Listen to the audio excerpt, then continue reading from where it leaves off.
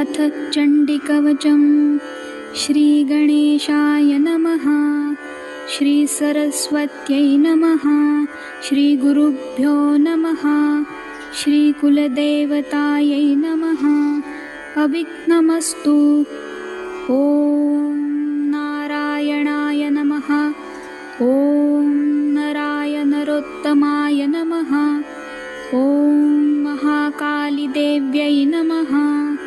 ॐ महालक्ष्मीदेव्यै नमः। ॐ महासरस्वतीदेव्यै नमः। ॐ वेदव्यासाय नमः। अस्य श्रीचण्डिकवचस्य ब्रह्मा ऋषिः अनुष्टुप्छन्दः चामुण्डा देवता अङ्गन्यासोक्तमातरो बीजं दिग्बन्धदेवतास्तत्त्वं श्रीजगदम्बा प्रीत्यर्थे सप्तशती पाठाङ्गजपे विनियोगः। ॐ नमश्चण्डिकायै। ॐ मार्कण्डेय उवाच। ॐ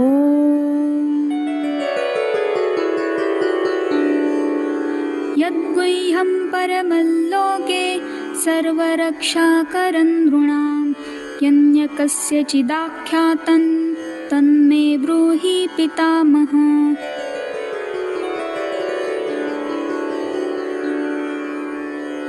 ब्रह्म उवाच। अस्ति गुह्यतमं विप्र सर्वभूतोपकारकं देव्यास्तु कवचं पुण्यं तच्छृणुष्व महामुने। प्रथमं शैलपुत्री च द्वितीयं ब्रह्मचारिणी तृतीयै चन्द्रघण्टेति कुष्माण्डेति चतुर्थकम्। पञ्चमं स्कन्दमातेति षष्ठं कात्यायनीति च सप्तमं कालरात्रिश्च महागौरीति चाष्टमम्। नवमं सिद्धिदात्री च नवदुर्गा प्रकीर्तितः उक्तान्येतानि नामानि ब्रह्मणैव महात्मना। अग्निना दह्यमानस्तु शत्रुमध्ये गतोरणे विषमे दुर्गमे चैव भयार्ताः शरणं गताः। न तेषां जायते किञ्चित् अशुभौ रणसङ्कटे नापदन्तस्य पश्यामि शोकदुःखभयं नहि। यैस्तु भक्त्या स्मृता नूनं तेषां सिद्धिप्रजायते ये त्वां स्मरन्ति देवेशि रक्षसे तान् न संशयः। प्रेतसंस्था तु चामुण्डा वाराही महिषासना ऐन्द्री गजसमारूढा वैष्णवी गरुडासना। माहेश्वरी वृषारूढा कौमारी शिखिवाहना लक्ष्मी पद्मासना देवी पद्महस्ता हरिप्रिया।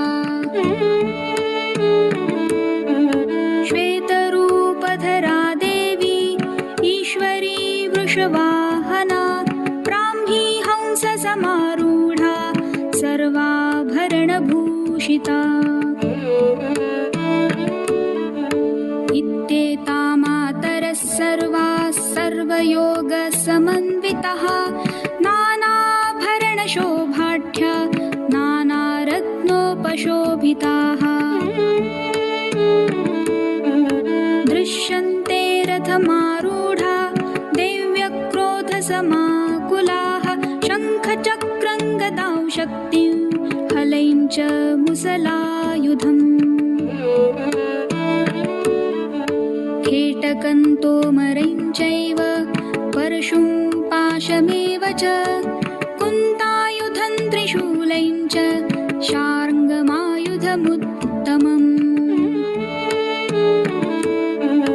दैत्यानां देहनाशाय भक्तानाम् अभयाय च धारयन्त्यायुधा नित्यं देवानां च हिताय वै नमस्तेऽस्तु महारौद्रे महाघोरपराक्रमे महाबले महोत्साहे महाभयविनाशिनी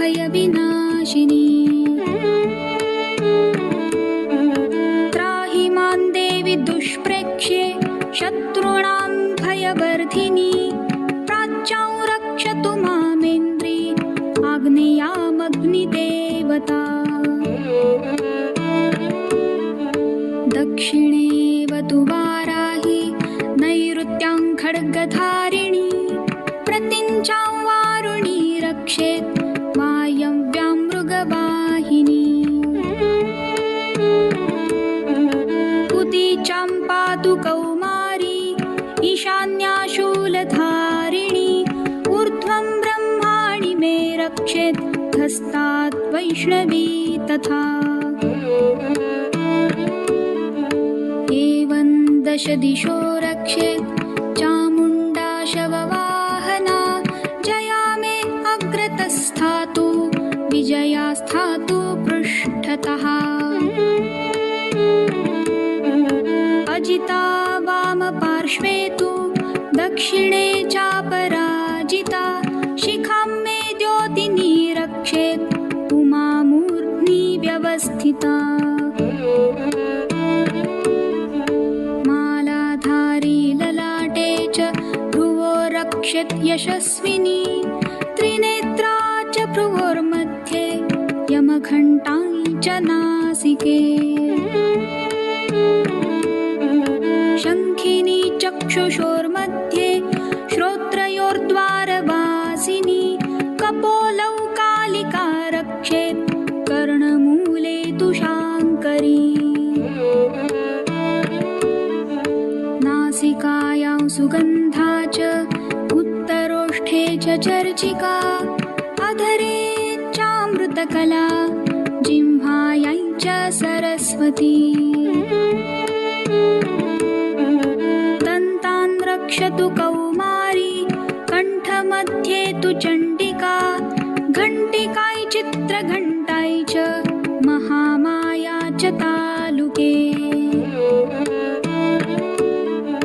कामाक्षी चिबुकं रक्षेत् वाचं मे सर्वमङ्गला ग्रीवायां भद्रकाली च पृष्ठवंशे धनुर्धरी नीलग्रीवा बहिः कण्ठे नलिकान्नलकूवरी स्कन्धयोः खड्गिनी रक्षेत् बाहु मे वज्रधारिणी हस्तयोर्दण्डिनी रक्षेत् अम्बिका चाङ्गुलिस्तथा नखाञ्चूलेश्वरी रक्षेत् कुक्षो रक्षेत् कुलेश्वरी स्तनौ रक्षेन्महादेवी मनःशोकविनाशिनी हृदये ललिता देवी उदरे शूलधारिणी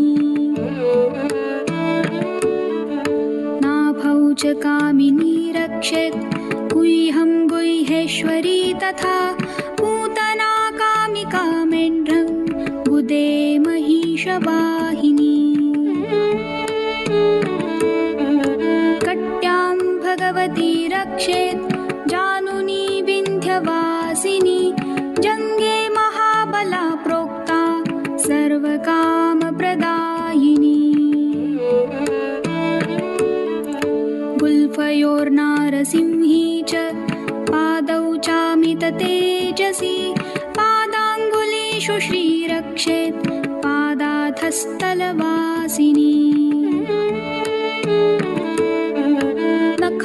नखान्दंष्ट्राकराली च केशांश्चैवोर्ध्वकेशिनी रोमकूपेषु कौबेरी त्वचं वागीश्वरी तथा रक्तमज्जावसामांसान् अस्थिमेदांसि पार्वती अन्त्राणि कालरात्रिश्च पित्तै च मुकुटेश्वरी पद्मावती पद्मकोशे कफे चूडामणिस्तथा ज्वालामुखी नखज्वाला अभेद्या सर्वसन्धिषु शुक्रं ब्रह्माणि मे रक्षेत् छायां छत्रेश्वरी तथा अहङ्कारं मनोबुद्धिं रक्ष मे धर्मचारिणी प्राणापानौ तथा व्यानम् उदानै च समानकं वज्रहस्ता च मे रक्षेत् प्राणं कल्याणशोभना रसे रूपे च गन्धे च शब्दे स्पर्शे च योगिनी सत्त्वं रजस्तमश्चैव रक्षेन्नारायणी सदा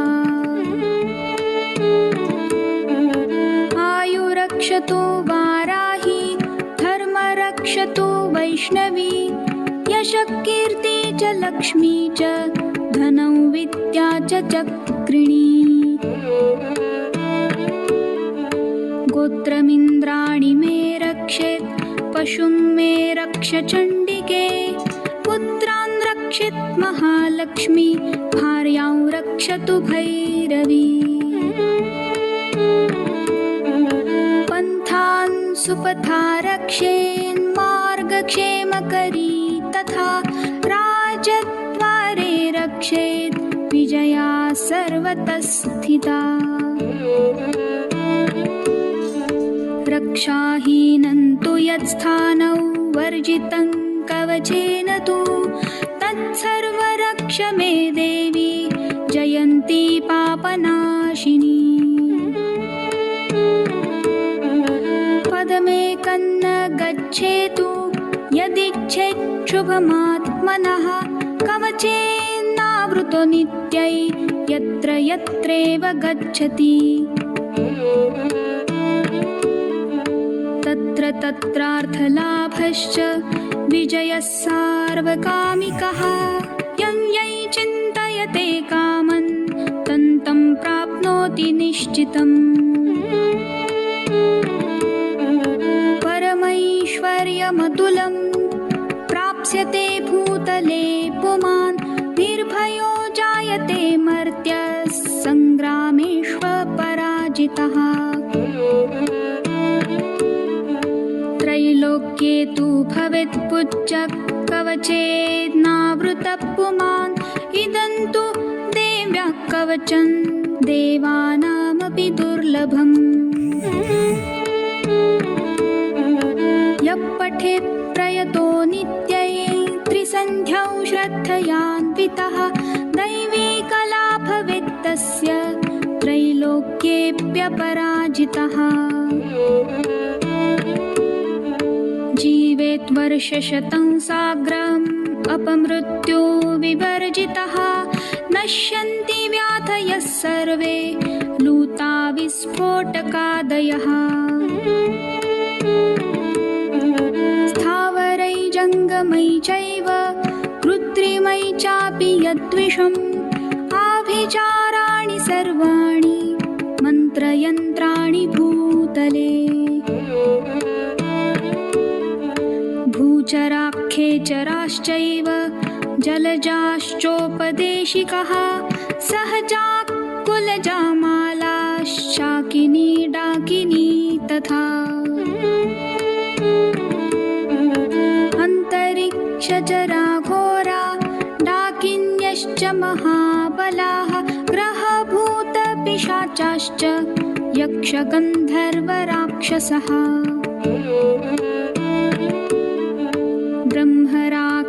ब्रह्मराक्षसवेतालाः कुष्माण्डा भैरवादयः नश्यन्ति दर्शनात् तस्य कवचे हृदि संस्थिते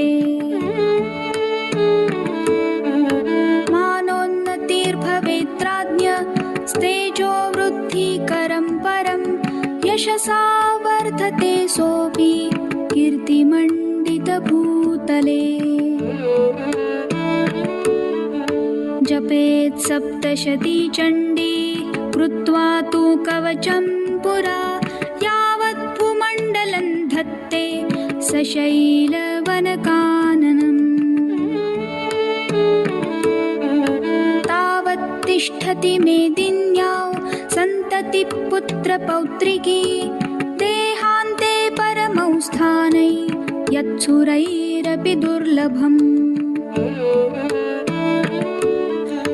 प्राप्नोति पुरुषो नित्यं महामाया प्रसादतः, लभते परमौ रूप शिवेन सह मोदते। इति वाराहपुराणे हरिहरब्रह्मविरचितं देव्याः कवचम्।